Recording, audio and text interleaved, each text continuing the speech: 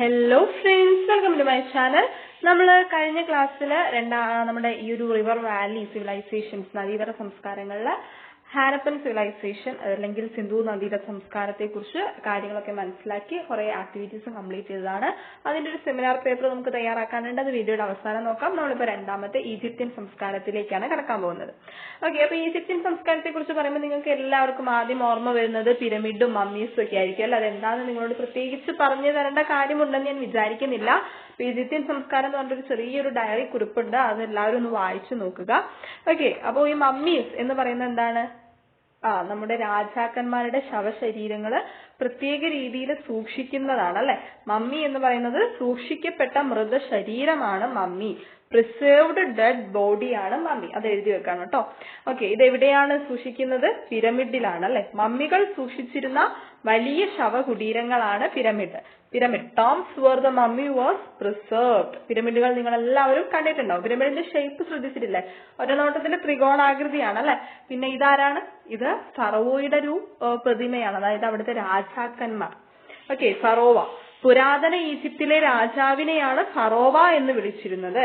Pharaoh, the king of ancient Egypt, was known as pharaohs. അവരുടെ രാജാക്കന്മാരുടെ മൃതശരീരങ്ങളാണ് ഇങ്ങനെ സൂക്ഷിച്ചിട്ടുണ്ടായിരുന്നത്. ഞാൻ പറഞ്ഞു പിരമിഡിന്റെ ആകൃതി ത്രികോണാകൃതിയിലും നമ്മൾ പറയും, പക്ഷെ അടിഭാഗം കണ്ടോ? യെസ്, അതൊരു ചതുരമാണ്, റെക്ടാങ്കിൾ ആണ്. അപ്പൊ റെക്ടാങ്കിൾ പിരമിഡ്സ് ആണ് അവർ നിർമ്മിച്ചിരുന്നത്.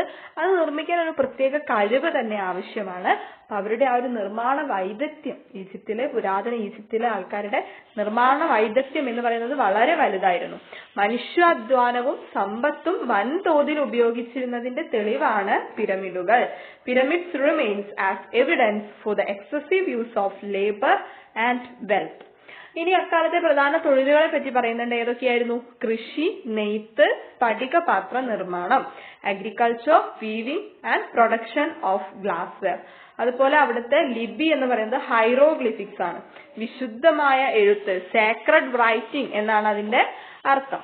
അതുപോലെ തന്നെ ശാസ്ത്ര രംഗത്തും അവർ മികച്ച പുരോഗതി കൈവരിച്ചിട്ടുണ്ടായിരുന്നു. അതിന്റെ എക്സാമ്പിൾ ആണ് ഒന്ന് കലണ്ടർ എന്ന് പറയുന്നത്.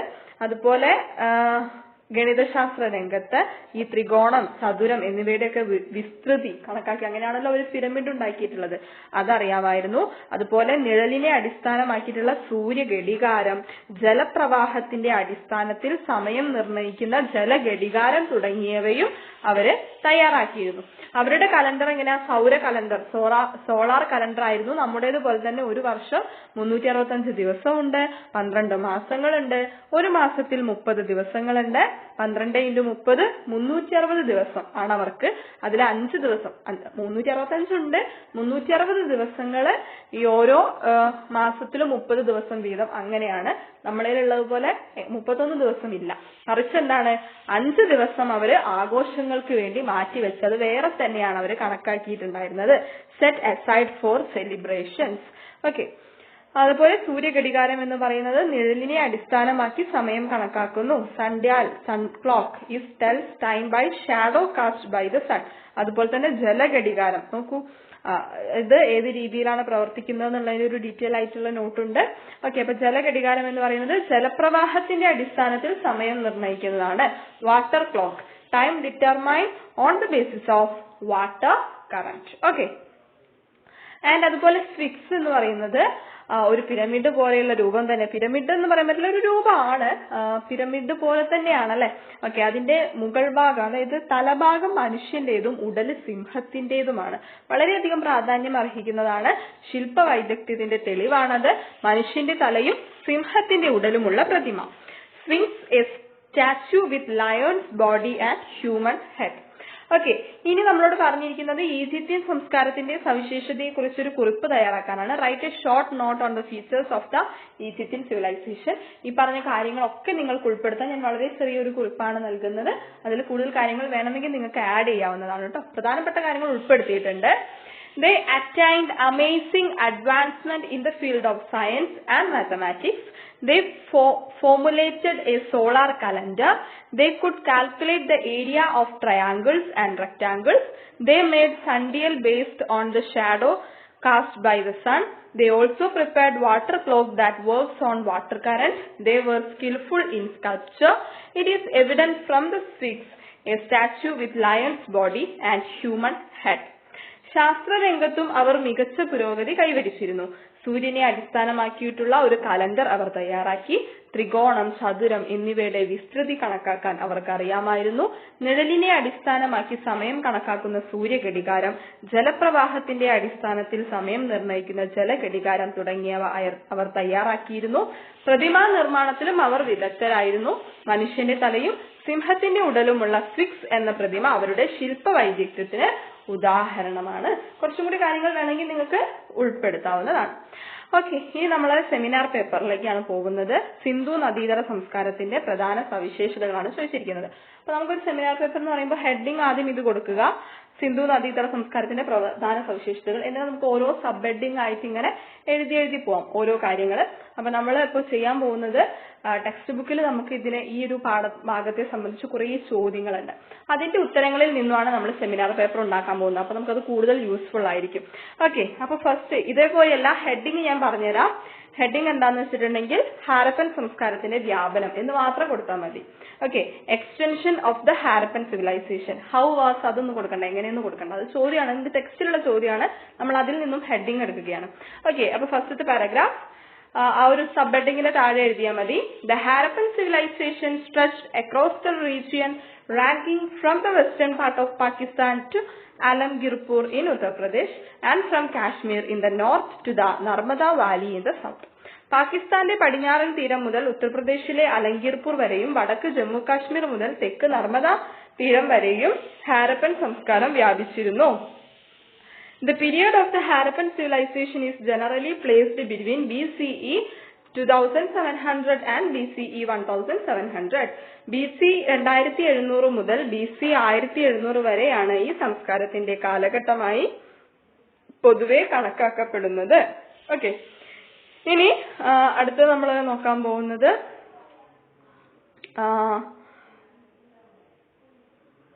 അവിടുത്തെ cities. Okay, structure of cities, നഗരത്തിന്റെ പ്രത്യേകതകൾ എന്ന് ഹെഡിങ് കൊടുത്താൽ മതി.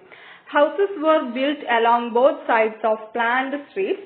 They were of varying structure. Some houses had only one room, whereas others had more rooms, a courtyard and a well.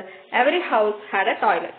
ആസൂത്രിതമായ തെരുവുകളുടെ ഇരുവശങ്ങളിലായി വീടുകൾ നിർമ്മിച്ചിരുന്നത്. വീടുകൾ വ്യത്യസ്തമായ ഘടനയിലുള്ളവയായിരുന്നു. ചിലത് ഒറ്റമുറി വീടുകളാണെങ്കിൽ മറ്റു ചിലതാകട്ടെ കൂടുതൽ മുറികളും വിശാലമായ മുറ്റവും കിണറുകളും ഉള്ളവയായിരുന്നു.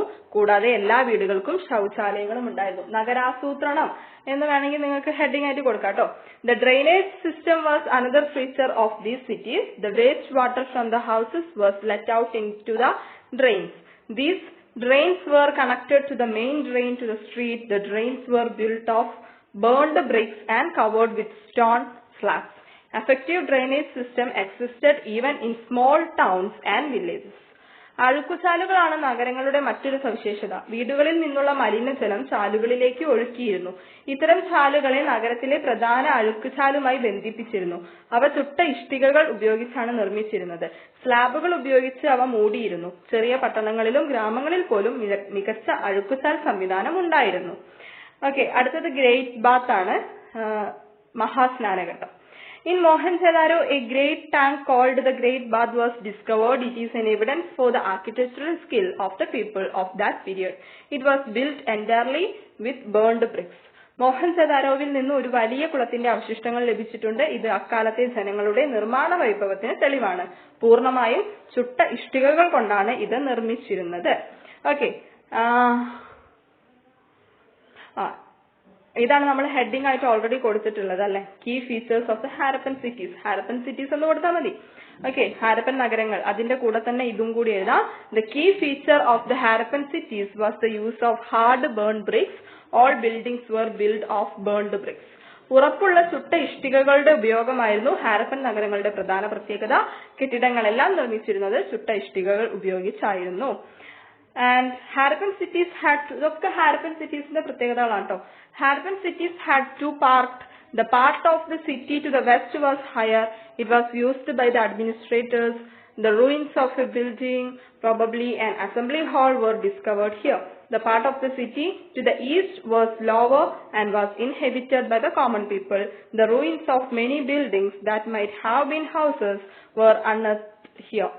Houses were built along both sides of planned streets. They were of varying structure. Some houses had only one room, whereas others had more rooms, a courtyard and a well. ഇത് നമ്മൾ ഓൾറെഡി എഴുതിയ പാരഗ്രാഫാണ്, ഇപ്പോൾ എഴുതണ്ട. Okay, Harappan നഗരങ്ങൾക്ക് രണ്ട് ഭാഗങ്ങൾ ഉണ്ടായിരുന്നു. പടിഞ്ഞാറുള്ള ഉയർന്ന ഭാഗം ഭരണാധികാരികളായിരുന്നു ഉപയോഗിച്ചിരുന്നത്. അസംബ്ലി ഹാൾ എന്ന് കരുതുന്ന ഒരു വലിയ കെട്ടിടത്തിന്റെ അവശിഷ്ടങ്ങളും ഇവിടെ നിന്ന് ലഭിച്ചിട്ടുണ്ട്. താഴ്ന്ന ഭാഗം സാധാരണക്കാരുടെ വാസസ്ഥലങ്ങളായിരുന്നു. വീടുകളാണെന്ന് സൂചിപ്പിക്കുന്ന നിരവധി കെട്ടിടങ്ങളുടെ അവശിഷ്ടങ്ങൾ ഇവിടെ നിന്നും ലഭിച്ചിട്ടുണ്ട്. അടുത്തത് കൃഷിയിടങ്ങളിലെ സവിശേഷതകൾ. Features of the agricultural fields. The agricultural fields in the villages were fertile. It is the alluvial soil deposited by the river Indus that made them fertile. In Kalibangan in Rajasthan, farming was done by plowing the land. Canals were constructed for irrigation.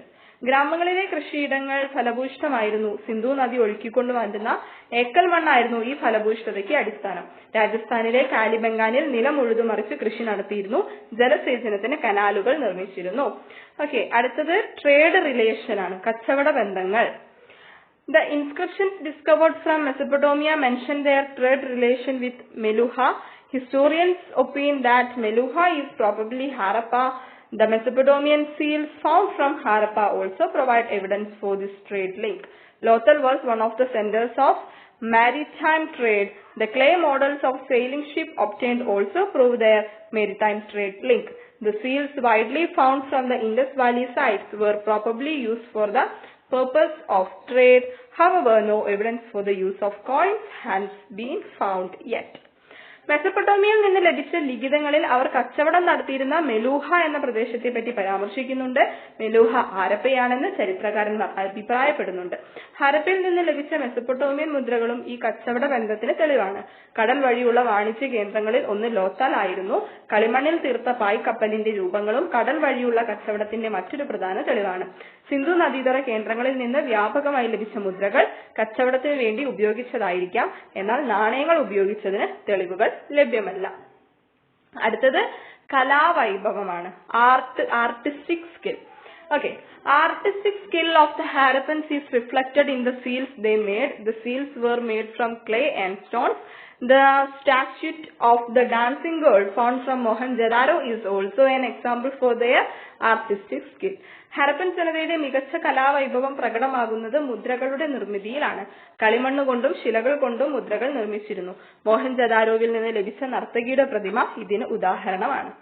Okay, അടുത്തത് last one belief system ആണ് കേട്ടോ, അവരുടെ വിശ്വാസ രീതി. The seals found from Harappa provide information about their belief system. Clay figures of women have widely been discovered. They prove the existence of worshipping the mother goddess.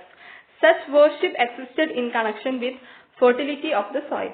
Historians opine that the figures of men found from here are the early form of Shiva. They also worshipped animals and trees. The great bath unearthed in Mohenjo-daro might have been used for religious ceremonies. ഹാരപ്പയിൽ നിന്ന് ലഭിച്ച മുദ്രകളിൽ നിന്ന് അക്കാലത്തെ ജനങ്ങളുടെ വിശ്വാസ രീതികൾ സംബന്ധിച്ച് വിവരങ്ങൾ ലഭിക്കുന്നുണ്ട്. കളിമണ്ണിൽ നിർമ്മിച്ച ധാരാളം സ്ത്രീരൂപങ്ങൾ ലഭിച്ചിട്ടുണ്ട്. ഇത് മാതൃദൈവാരാധന നിലനിന്നിരുന്നു എന്നതിന് തെളിവാണ്. ബലഭൂയിഷ്ഠതയുമായി ബന്ധപ്പെട്ടാണ് മാതൃദൈവാരാധന നിലനിന്നിരുന്നത്. ഇവിടെ നിന്നും ലഭിച്ച പുരുഷരൂപത്തിലുള്ള ശില്പങ്ങൾ ആദിമ ശിവന്റെ ശില്പങ്ങളാണെന്ന് ചരിത്രകാരന്മാർ അഭിപ്രായപ്പെടുന്നു. മൃഗങ്ങളെയും വൃക്ഷങ്ങളെയും അവർ ആരാധിച്ചിരുന്നു. മോഹൻജൊദാരോവിലെ വലിയ കുളം മതപരമായ ചടങ്ങുകൾക്ക് വേണ്ടി ഉപയോഗിച്ചതാവാമെന്ന് കരുതുന്നു.